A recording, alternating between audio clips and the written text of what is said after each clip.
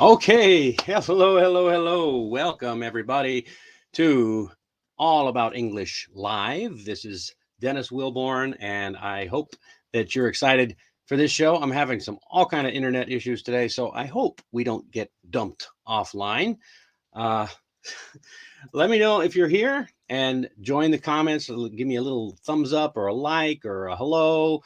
Actually, yeah, make sure that when you're watching this show, make sure to like the show. If you're not already subscribed, make sure you subscribe.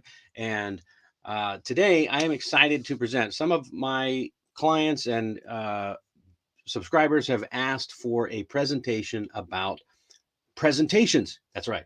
They want me to talk about giving presentations. So I'm going to wait for just a few minutes here, wait for people to log on and see if anybody joins me.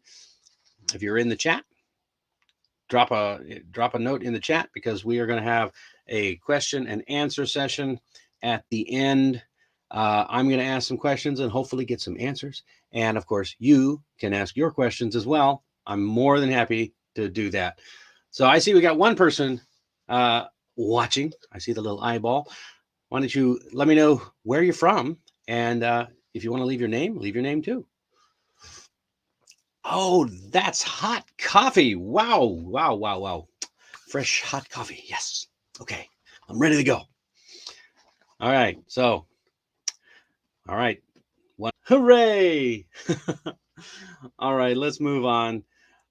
So, as I said before, this this session today, I know we're 10 minutes into the live stream and we're just now getting to the presentation. So, thanks for your patience, Mandy, and anybody else who watches this later on.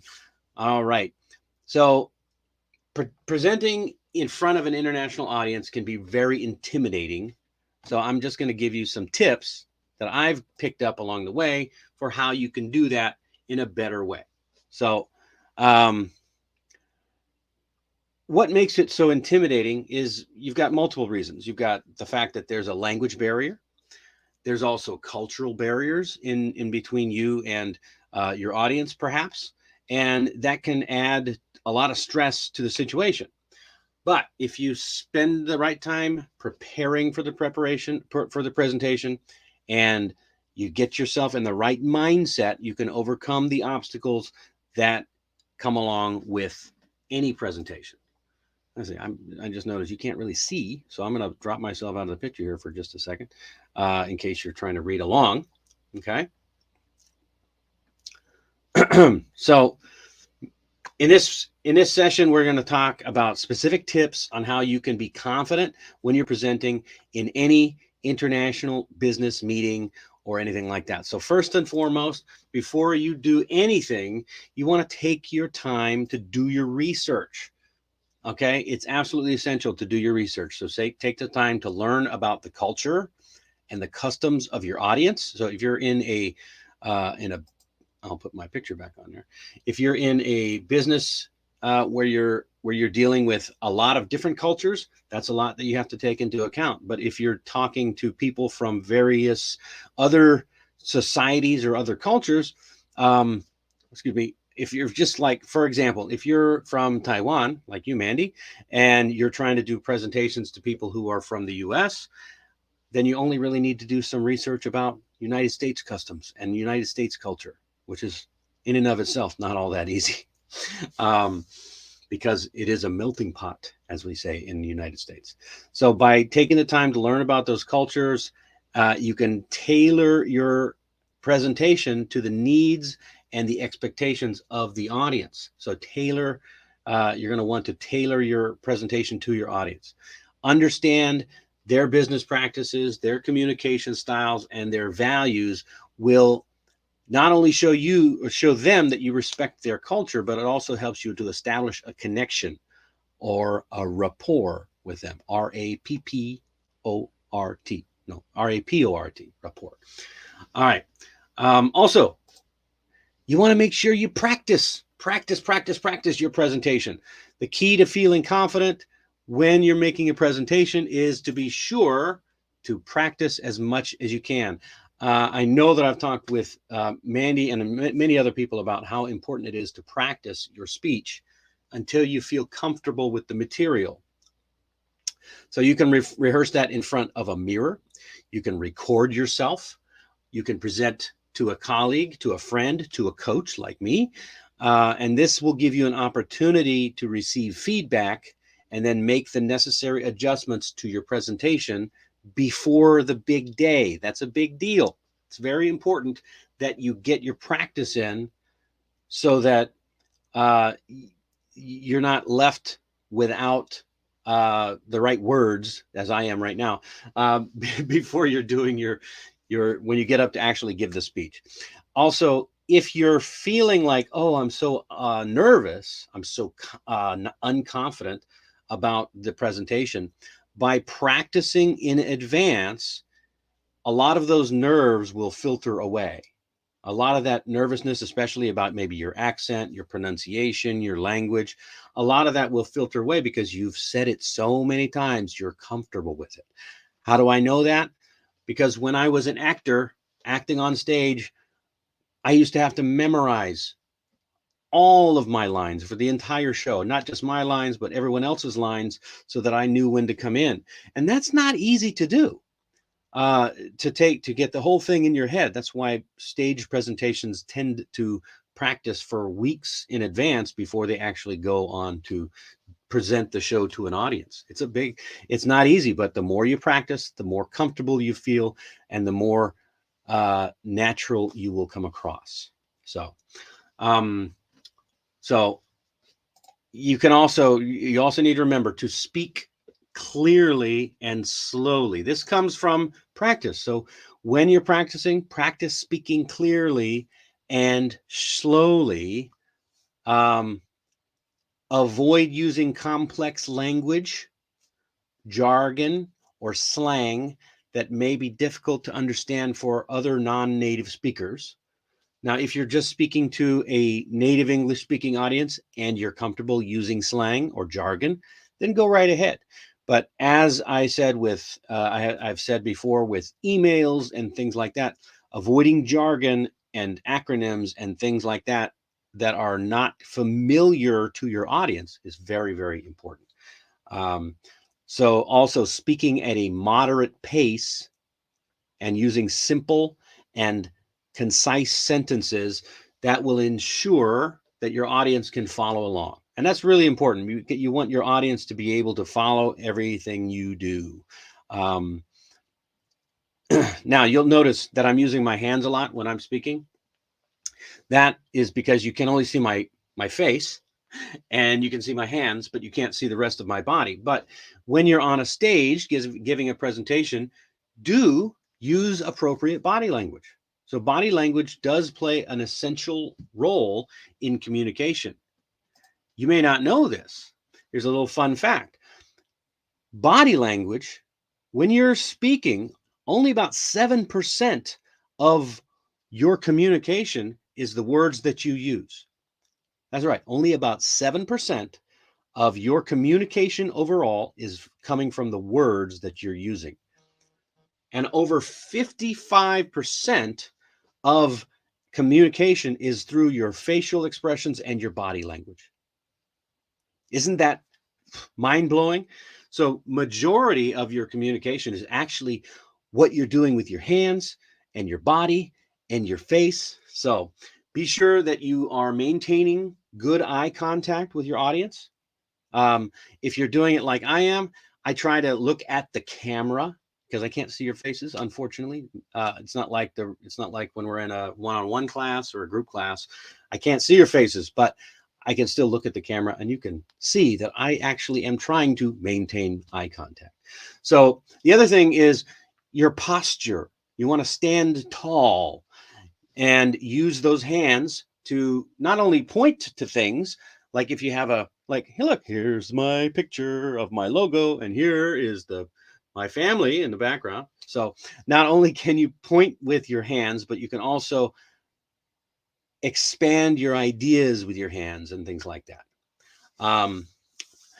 However, that being said, you want to be mindful of the cultural differences in body language. Some cultures have gestures that may suggest different meanings. For example, this is from the university that my father went to. Let me zoom in on the screen there, or make it a little bit bigger.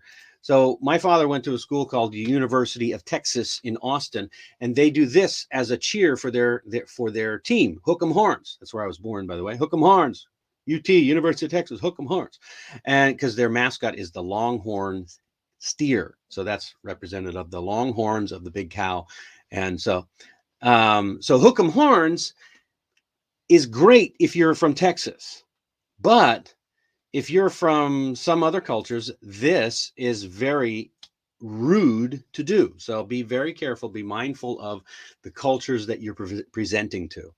All right. And you may have to do a little research before you go. So talk to people from that place or from that country. Now, next, not the last part of this section here, but really before you go, it's very important to keep in mind your state of mind, your mindset before you go on the stage. So be sure to take a moment before you go on stage, before you start your presentation. Take a moment to breathe and relax. Take some deep breaths and calm your nerves and focus on your message. Okay. Remember that your audience is there to listen to you. Okay. They're not there because for themselves. They're there to hear what you have to say and pick up from you and gain from your knowledge. So they want you to do well. They want you to succeed. So that's a key thing to remember when you're out on that stage. Be sure to relax. And another tip that's very, very important: make sure you get lots of rest. Make sure that you're eating healthy, especially the week before and stuff like that. Part of being prepared means taking the time to rest. That will help you to keep your nerves under control. It'll keep your mindset in the right place. So keep that in mind. So let me summarize the whole thing and just say that when you're presenting to an international business meeting, even though it can be a real challenge, so I'm just going to go up here and we'll leave this. We'll leave this where it is. Oh, just bouncing all over the place. Oh my gosh, I can't get this.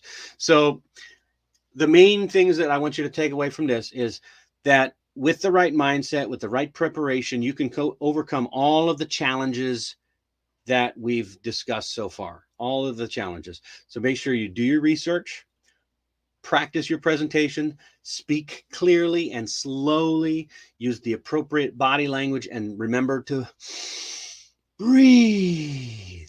And just by following these little tips, you'll be able to present with confidence and authority no matter where you are. Now, I have a larger article that I have written on this that's several pages long that goes into a little bit more depth on each one of these topics. But because I didn't want to be talking on one part of this presentation for 30 or 40 minutes, I thought, we'll summarize it, and that way we can get into some questions. Mandy, you asked, is it useful to let me just put this on the screen so you can see. Mandy says, is it useful that practice by fascia a mirror? I think you mean facing a mirror.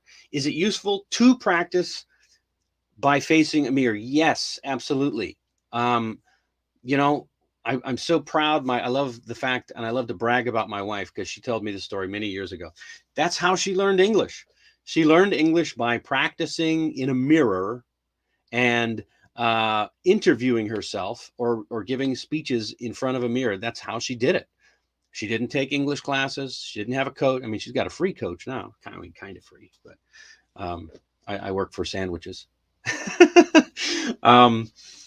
But yeah, I mean, that's how she taught herself English from childhood because she just had a passion for it. And I absolutely love that, that little useful tack. Mandy also says, eye contact is the hardest portion. Eye contact. Yeah, eye contact is a real challenge to see, to handle, because especially if the lights are very bright on you and and the audience itself is really dark, you can't really do eye contact. But then you do what I'm doing right now. I can't see your face, I can't see your eyes, but I can look into the camera. So it's a little bit easier if the audience is dark, and then you can just kind of look out there, and it seems that you're making eye contact. But if you are working a smaller room, like in a meeting or something like that, periodically look at people in the eye as you're talking to them. Okay. Just, you don't have to lock eyes and make this fiery, smoldering look. No, you just kind of glance at each other, glance at the people one by one, and that's how you can show that you're interested in them and what they have to say. Another good question. So, all right, what if I can't answer the question in English, but I do know the answer? I just can't find the appropriate words.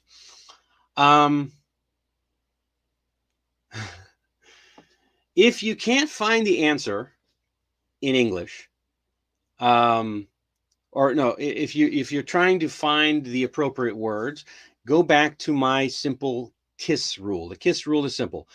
K stands for keep, I, it, S, super simple. Keep it super simple. If you can do that, you're halfway there. By and don't, let's go back to last week when we were talking about questions.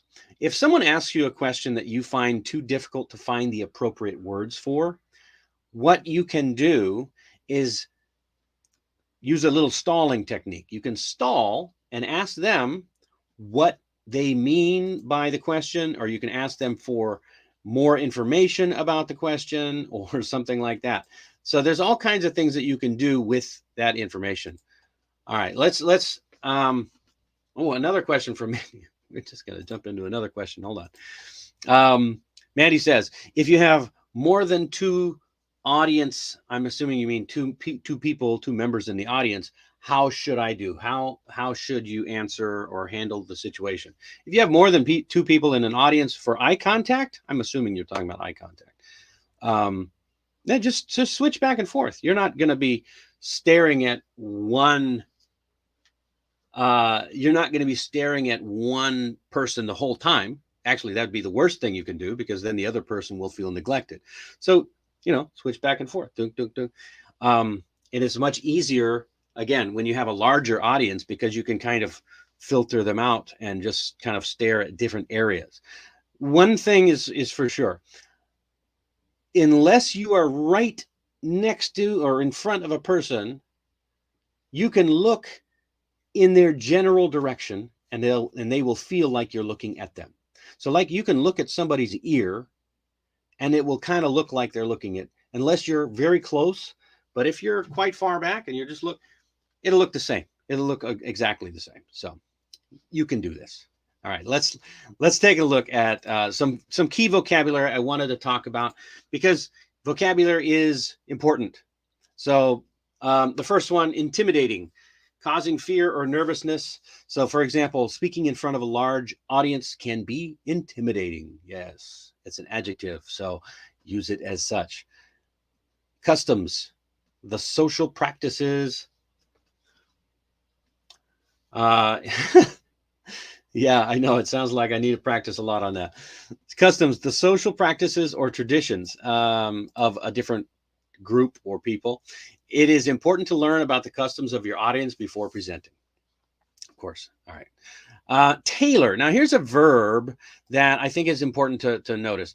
Tailor means to modify or adjust to fit a particular audience. So you can modify, actually, tailor comes from cutting clothing to tailor it to fit a certain person.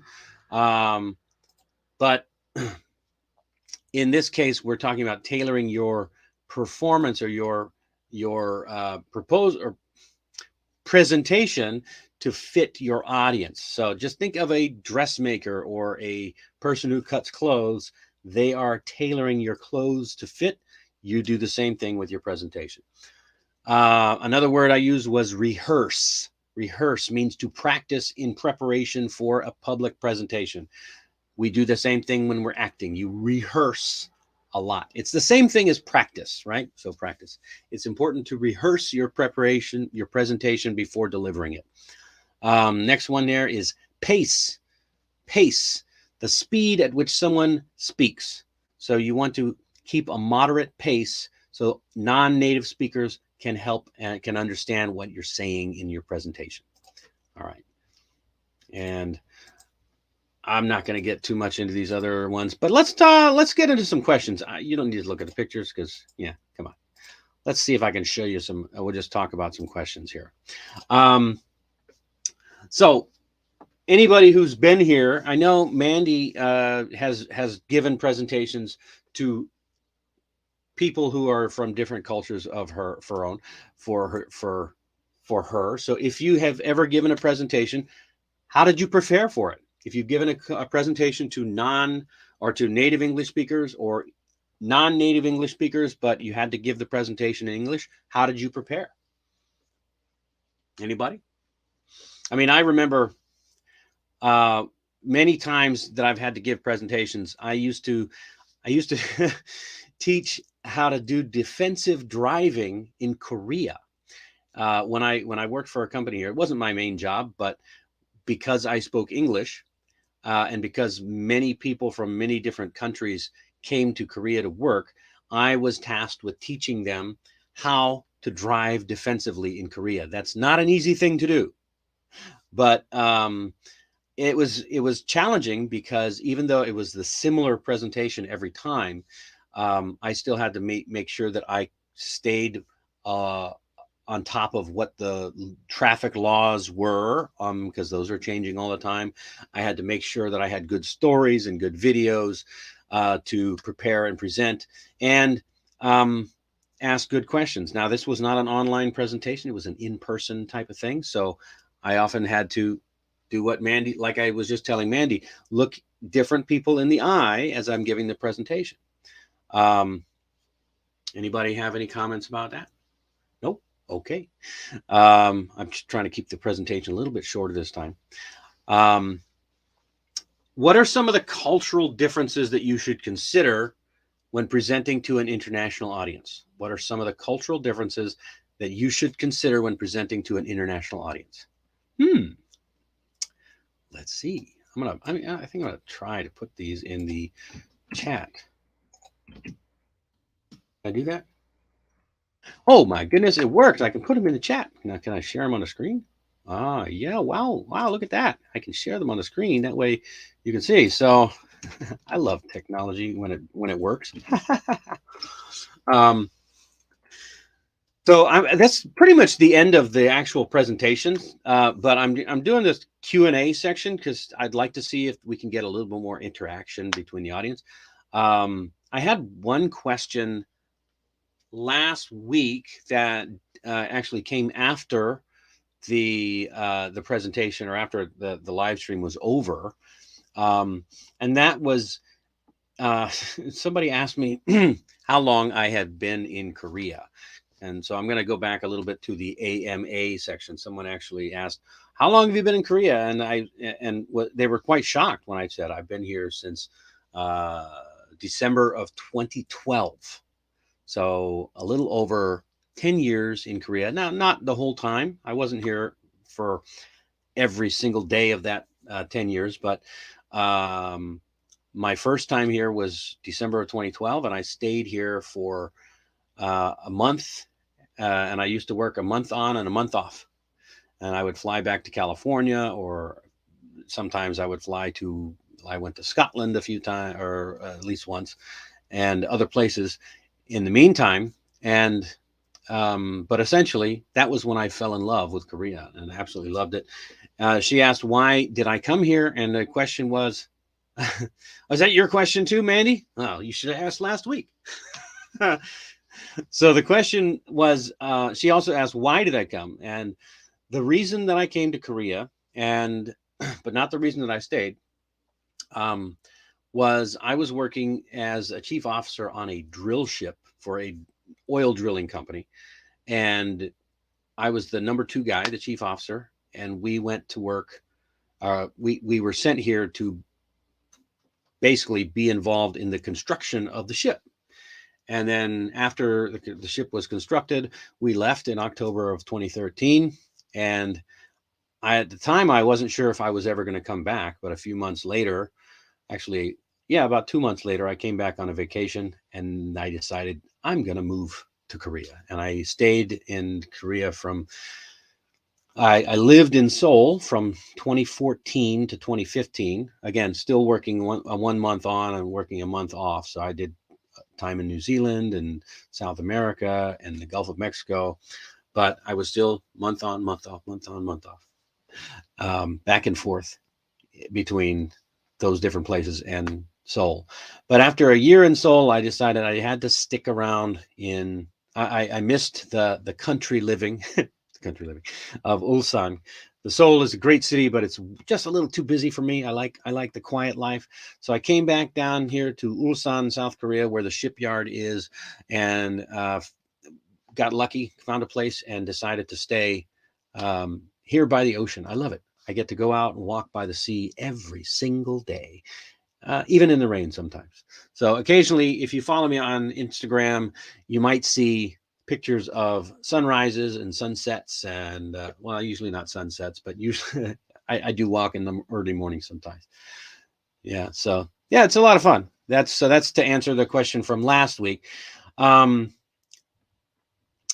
did you have a question? You had mentioned something to me the other day. I was wondering if you had a question that you might want to answer to.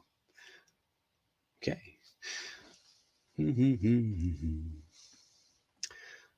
All right. So I'm going to post some more of these questions here in the chat, and that way maybe we can see them later on. One of the other questions was, how can you tailor your presentation to meet the specific needs and expectations of your audience? So one of the ways that I do that, how can you tailor your presentation to meet the specific needs of your audience? One of the ways you can do that is, again, you start with research and you find out.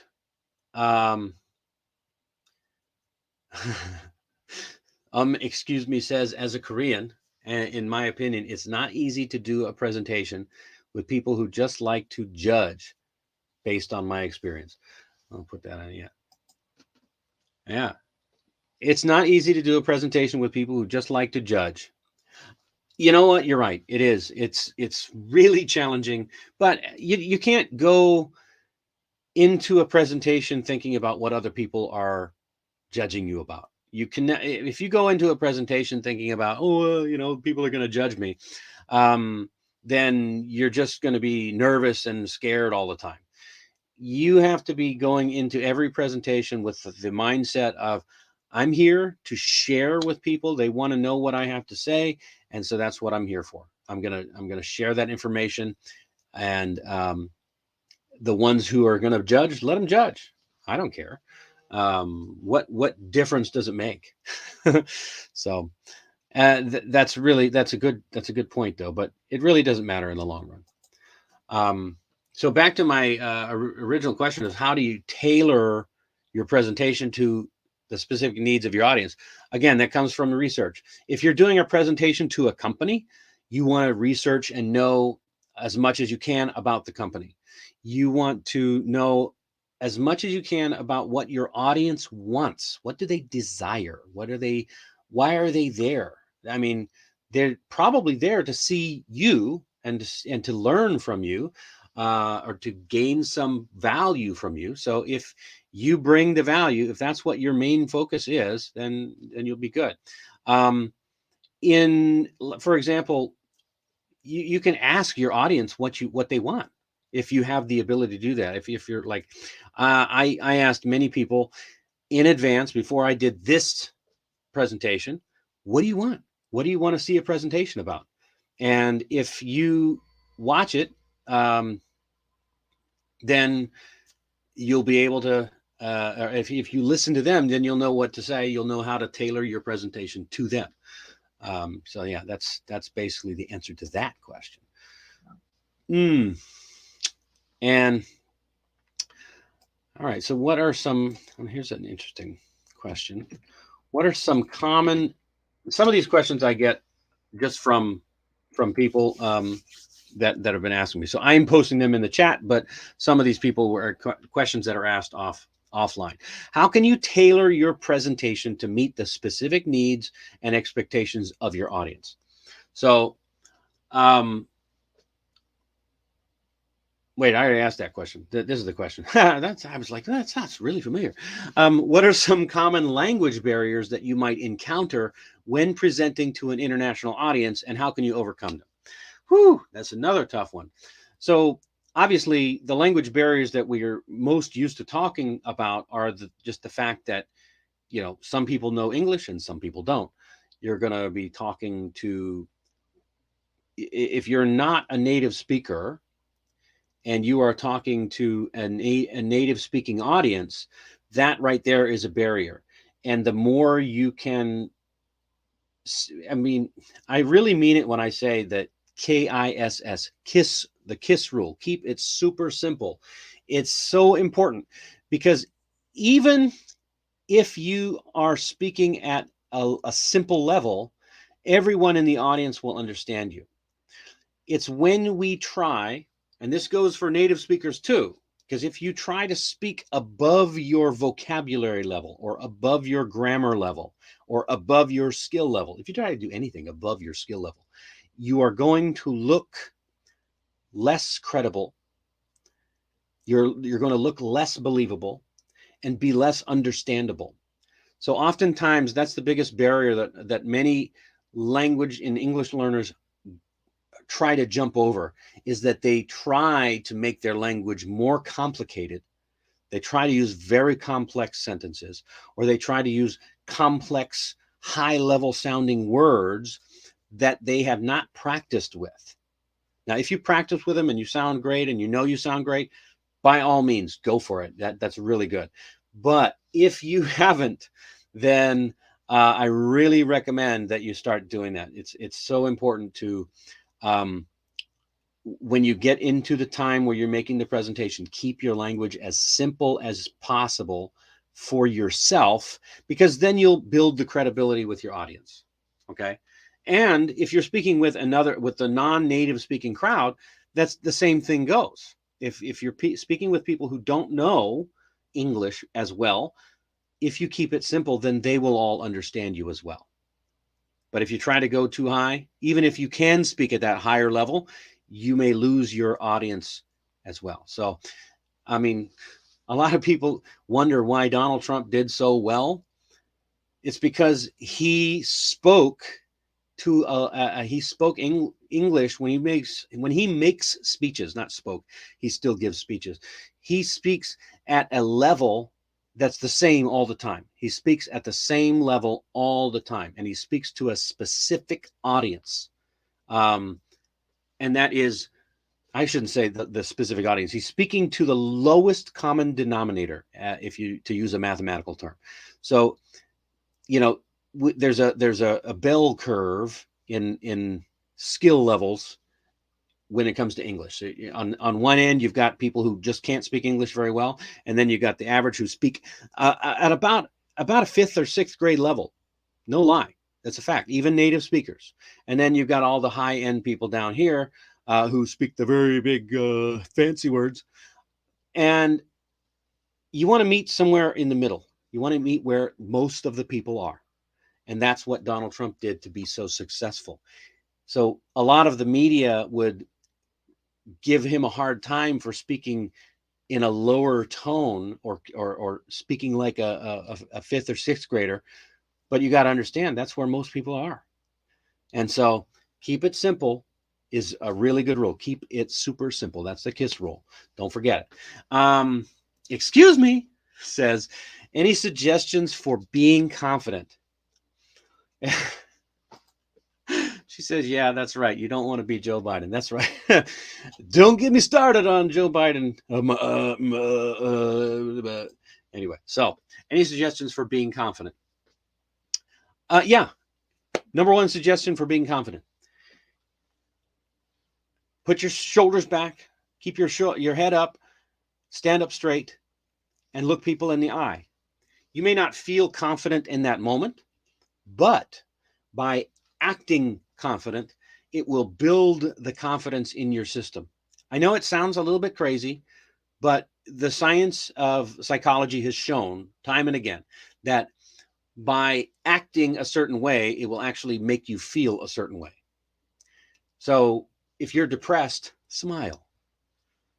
I mean, the scientists have shown that if you smile at yourself in a mirror every day and you smile at other people, you are actually improving your mood. Even if you don't feel like smiling, smile.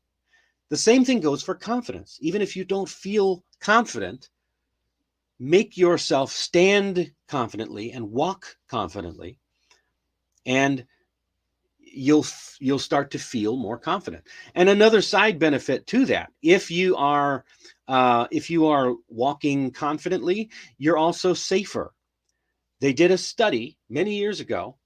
A psychologist, they went into a prison and they asked the people who had been put in prison for violent crimes against other people, and they showed them pictures of regular people walking on the street, and they asked them to point out who they would choose as their victims if they were looking for victims to rob or to kill or something like that. And they all chose the same types of people. And the interesting thing about it was that all of the people that they chose did not look confident. Another interesting thing that they found was that all of the people that they chose had been victims of crimes themselves. Let that sink in. I've been in countries all around the world, and I never walk around in a unconfident way at all. I always keep my head back, my shoulders up, my back straight, and I look confident. I may not feel confident, but I've never once been a victim of a crime. Why? Well, it might be because I'm 6'2", or whatever that is in meters. 1 point, but and then you will feel. I mean, so the point is, the confidence comes from the inside, and it protects you from the outside. So enjoy that little tidbit. I think I'm going to leave it right there, because that's a really good place to leave it. I want to say I appreciate everybody who joined me tonight. Thank you for dealing with the first 10 minutes of technical difficulties, Mandy, and anybody else who watches this. I will cut up the video and edit out the bad part. But thank you again. This has been a lot of fun. I love answering questions, and I love it when people ask questions along the way. So have a great weekend, the rest of your weekend. Tomorrow's Sunday, and it's really, oh yeah, please, if you'd like to show support, if you'd like to help me sort out my technical difficulties, you can also reach out and buy me a coffee at the link down below, www.buymeacoffee.com/allabouting, because you can't put ling. So, all right. Thanks very much. Have a great weekend. This is Dennis on All About English Live. Bye.